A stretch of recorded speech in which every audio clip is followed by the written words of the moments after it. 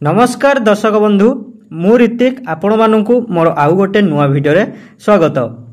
शिक्षक मानक पई गोटे झटका आसी जाइछि जोंटा कि टीईटी पास बाध्यतामूलक पई सरकार निष्पत्ति नैचंती।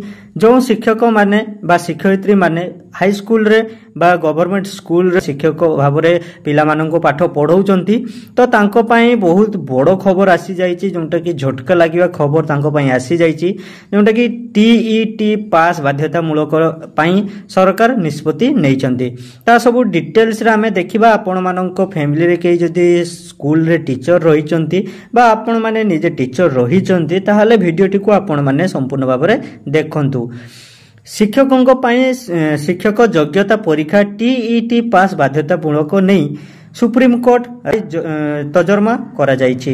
राज्य रे अनेक कार्यरत शिक्षक रहिचंती जो माने 2021 पूर्वरु नियुक्ति पाइथिले माने जो माने 2021 पूर्वरु जॉब पाइथिले सेतेबेले ओटीईटी नथिला सेतेबेले तेनु कोन करा जिवो पारिबो तर्जमा चलीछि बोली कहिसंती विद्यालय और गणशिक्षा मंत्री नित्यानंद गंड सर।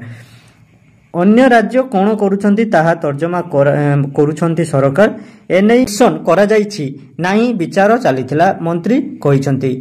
ओडिशा रे प्राय 75,000 शिक्षक ओटीईटी करि नाहंती माने 75,000 रु शिक्षक माने ओटीईटी एग्जाम देई नाहंती ओटीईटी परीक्षा करि नाहंती। शिक्षकों को स्वार्थ को राज्य सरकार दृष्टि रे रखिचंती।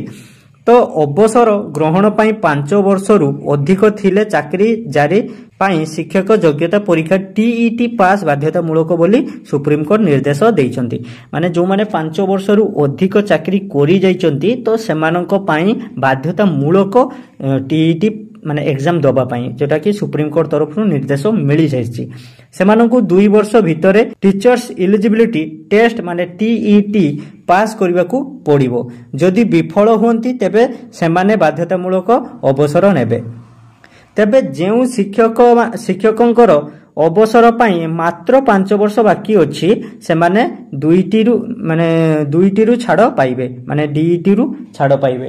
माने जो टीचर मानकर माने 5 वर्ष रिटायर्ड पाई बाकी रहिछि तो सेमानंकु दबा पाई पड़िबो नै सेमाने छाड़ पाई परिबे। शिक्षक योग्यता परीक्षा माने टीईटी हेउछि जातीय स्तरीय योग्यता परीक्षा। एहा शिक्षकता पाई योग्यता निर्धारण करिथाय। शिक्षा अधिकार आईन अनुसार जातीय शिक्षक शिक्षा परिषद माने एनसीटीई द्वारा 2010 रे टीईटी को बाध्यतामूलक करा जायथिला। ठीक अछि फ्रेंड आपण माने बुझी पारले जोंटा कि 5 वर्ष रु अधिक जो माने करि जायचंती टीचरशिप सेमानकु बाध्यतामूलक एग्जाम टीईटी एग्जाम दबा पई पड़िबो। एवं आपण मानक जदी माने बाकी रहिछि आ 5 वर्ष परे रिटायर्ड आपण माने हेउचंती ताहले आपण माने टीईटी एग्जाम रु अवसर नै परिबे माने आपण मानकु दबा पई पड़िबो नै।